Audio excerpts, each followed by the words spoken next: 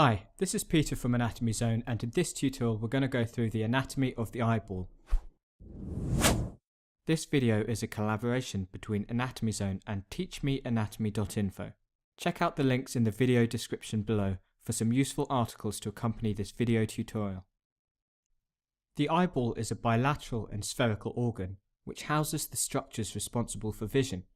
It lies in a bony cavity within the facial skeleton, known as the bony orbit. Take a look at my previous tutorial to learn about the anatomical features of the bony orbit. Anatomically, the eyeball can be divided into three parts: the fibrous, vascular, and inner layers. These layers have different structures and functions. Let's start with the outermost layer, the fibrous layer. I've switched over now to a view of the isolated eyeball, with some layers dissected away. The fibrous layer of the eye is the outermost layer. It consists of the sclera and the cornea, which are directly continuous with each other. You can see the shape and continuity of the cornea with the sclera from this lateral view. Their main functions are to provide shape to the eye and support the deeper structures.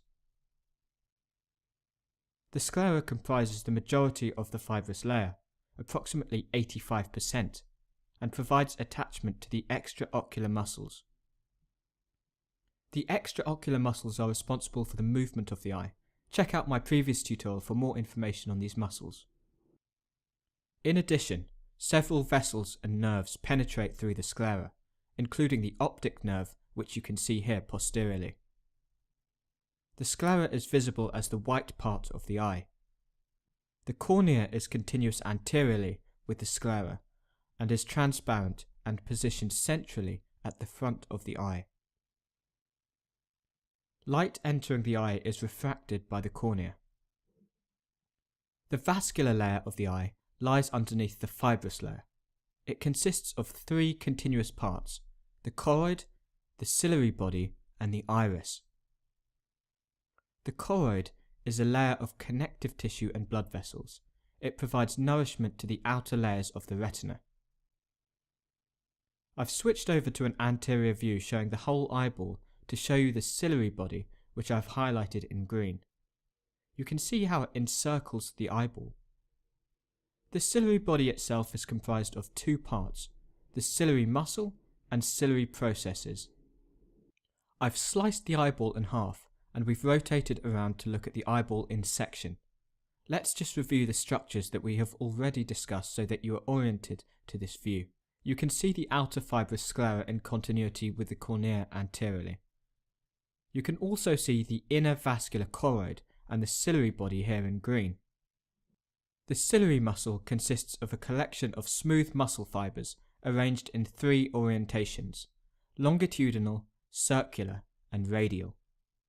When these muscles contract, the diameter of the circular ciliary body reduces in size. Projecting from the surface of the ciliary body are the ciliary processes.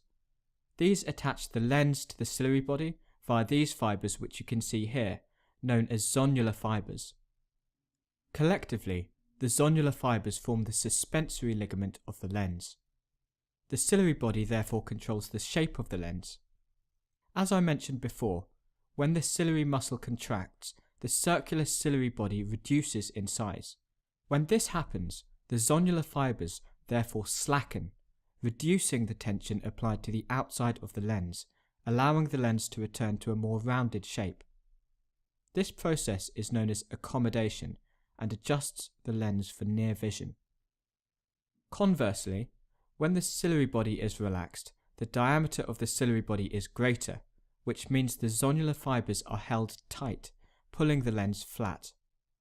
This optimizes the lens for long-distance vision. In addition to adjusting the lens shape, the ciliary body also contributes to the formation of aqueous humor. The final structure of the vascular layer is the iris. This is a circular structure with an aperture in the center called the pupil. The iris is the component of the eye which gives you your eye color. It has two arrangements of fibers which control the size of the pupil: circular fibers and radial fibers. The circular fibres make up the sphincter pupillae muscle, which is innervated by the parasympathetic nervous system. Activation of this system causes constriction of the pupil, which thereby limits the amount of light that can enter the eye. The radial fibres, on the other hand, make up the dilator pupillae muscle, which are innervated by the sympathetic nervous system and cause dilatation of the pupil, thereby increasing the amount of light that can enter the eye. I've highlighted the iris in green and sliced the eyeball in half. Let's rotate around to view the eyeball in section and view the relationship of the iris to the other structures we have covered so far.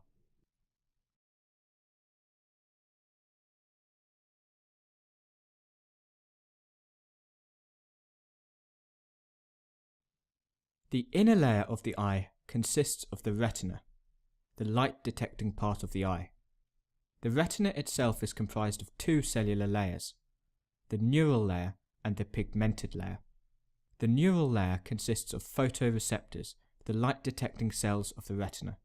It is located posteriorly and laterally in the eye. The pigmented layer lies underneath the neural layer and is attached to the choroid layer.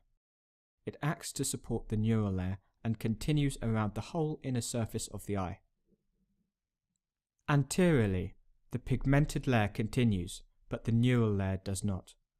This part is known as the non-visual retina. Posteriorly and laterally, both layers of the retina are present. This is the optic part of the retina. The optic part of the retina can be viewed during ophthalmoscopy or fundoscopy. The center of the retina is marked by an area known as the macula lutea. It is yellowish in color and highly pigmented.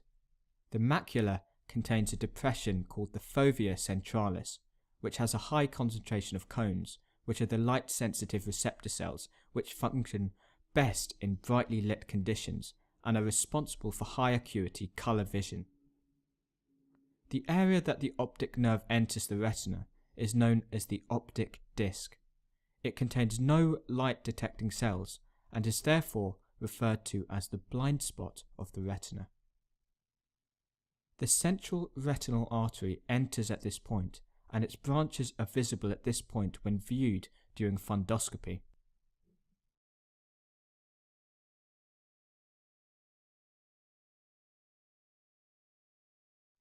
There are a few remaining structures to discuss to cover the basic gross anatomy of the eyeball. There are two fluid-filled areas in the eye, known as the anterior and posterior chambers. The anterior chamber is located between the cornea and the iris.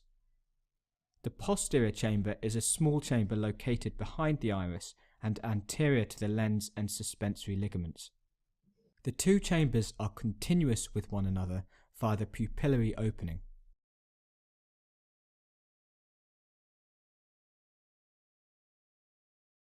The chambers are filled with aqueous humor, which is a clear plasma-like fluid that nourishes and protects the eye.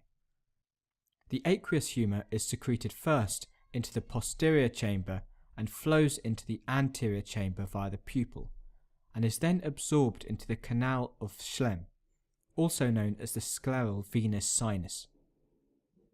This channel encircles the eye, lying at the point between the cornea and the iris.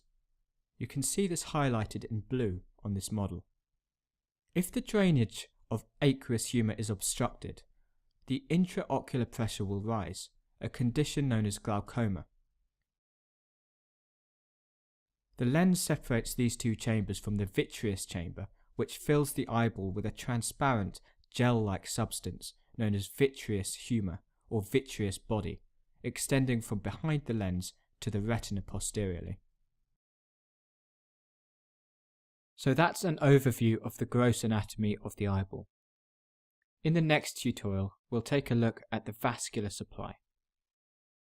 If you have enjoyed this video, please click the like button below and subscribe for more video tutorials. Thank you for watching. The 3D models used in this tutorial were powered by the excellent and free Anatomy Learning app. Check it out for yourself.